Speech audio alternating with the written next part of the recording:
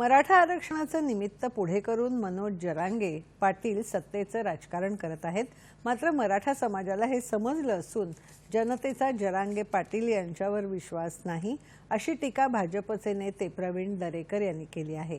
मराठा आरक्षणासाठी सरकार आवश्यक ते सर्व प्रयत्न करत आहे, मात्र विधानसभा निवडणुकीच्या पार्श्वभूमीवर मावियाला मदत व्हावी म्हणून जरांगे पाटील हे उपोषण करत असल्याचा आरोप त्यांनी केला।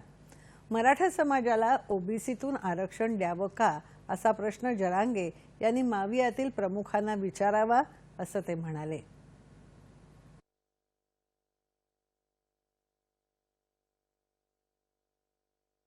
मराठा समाजातील सर्वसामान्य माणसांना आता आपला फोकस मराठा समाजाचे प्रश्न नसून राजकारण झालेले पूर्ण लक्षात आलंय आणि तुम्ही आता फिरताना ते लक्षात येईल असं या ठिकाणी मला नम्रपणे सांगावंसं वाटतंय। तुम्ही हे सगळं जे काही मराठा समाजाच्या भावनांचा खेळ चालवला होता हे तुमच्या राजकीय दुकानदारीसाठी ते पुन्हा स्पष्ट झालेलं आहे।